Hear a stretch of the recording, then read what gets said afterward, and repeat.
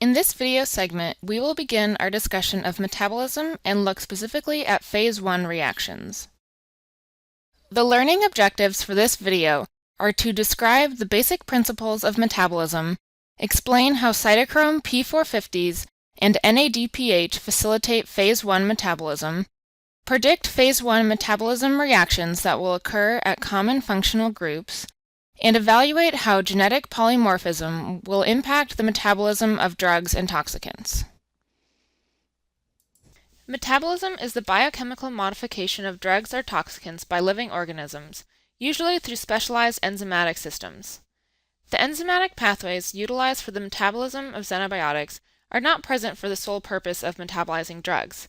Instead, drugs utilize enzymatic pathways that are associated with the synthesis and metabolism of endogenous molecules such as steroid hormones, or compounds found in plant matter that may be ingested.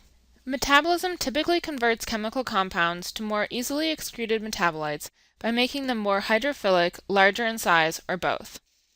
Metabolism can alter the biological activity or the molecular target of the parent compound. And there are two types of metabolizing reactions, phase 1 and phase 2 reactions.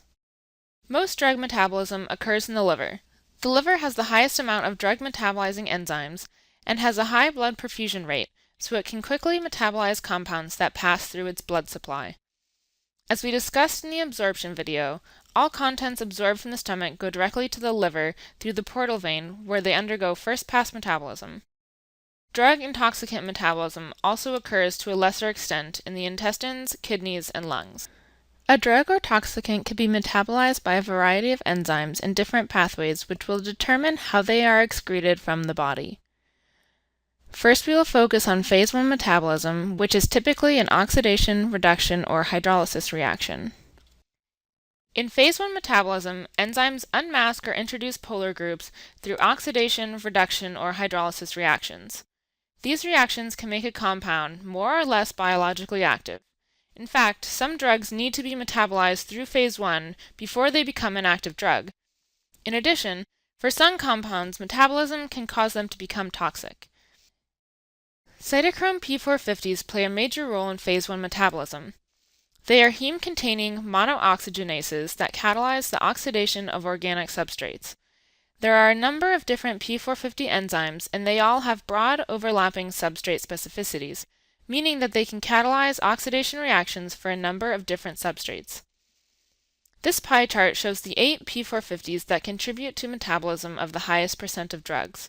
As you can see, CYP3A4 and CYP2D6 play a major role in drug metabolism. So let's go over a basic reaction catalyzed by a P450. We start with a drug, and this drug will be metabolized to a more water-soluble form. We have oxygen in the form of O2, and through this reaction, one oxygen will end up binding to the drug, and the other will end up forming water. The hydrogens in this reaction come from NADPH, which is a reducing agent, leaving NADP+, which needs to be regenerated for these reactions to continue. Comparing the cytochrome P450 content of the liver versus other minor sites of metabolism, you can see that the total P450 content is 30 to 40 times higher than in any other tissue. There is measurable P450 activity in the lung, kidney, and intestine, but the enzymes localized in these organs have little role in the metabolism of most therapeutic agents. However, they can be important in tissue-specific toxicity. Now we'll go over a few common reactions catalyzed by P450s. First, P450s can add a hydroxyl to a hydrocarbon chain. They can form an epoxide from a carbon-carbon double bond, and they can add an oxygen to a non-bonding electron pair of a nitrogen or sulfur atom. P450s can dealkylate both nitrogen and oxygen atoms, and they can also oxidize amines. Take some time to review these reactions so that you can better predict how common drugs and toxicants might be metabolized by P450s.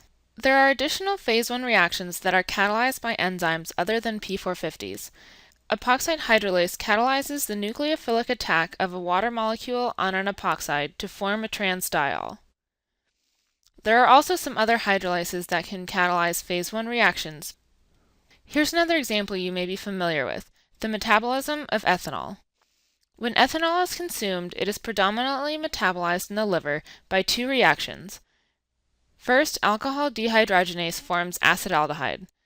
This is the compound that is responsible for alcohol toxicity and the negative physiological effects associated with an alcohol hangover. Aldehyde dehydrogenase further metabolizes acetaldehyde into acetic acid, a common component of household vinegar. There are genetic polymorphisms in these two enzymes that contribute to individual differences in the speed of alcohol metabolism and the physiological effects of consuming alcohol, some of which are associated with certain populations. One common isoform of aldehyde dehydrogenase 2, which is strongly associated with some Asian populations, causes the enzyme to be inactive. This results in buildup of the toxic acetaldehyde, resulting in slower metabolism of alcohol, facial flushing, increased heart rate, headaches, and nausea. Genetic polymorphisms exist in a number of other metabolizing enzymes such as cytochrome P450s, and are important to understand in pharmacology.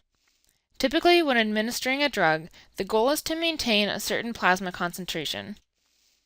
Genetic polymorphisms in metabolizing enzymes can result in increased or decreased rates of metabolism. This top graph shows how plasma drug levels change for an extensive metabolizer. This drug is mostly eliminated from the body by the time the next dose is given and may not be effective. However, when the same dosing regimen is used with someone who is a poor metabolizer, the drug may build up in the blood and eventually result in toxicity. This is an important consideration to keep in mind when designing and testing new drugs and when developing dosing regimens. Once a compound has gone through phase 1 metabolism, more of it may be able to be excreted through the kidneys. However, many products of phase 1 metabolism become substrates for phase 2 metabolism. In addition, some parent compounds are directly metabolized through phase 2 reactions. In the next video, we will discuss the specifics of phase 2 metabolism. To test your knowledge of the material covered in this video, you should be able to answer the following questions.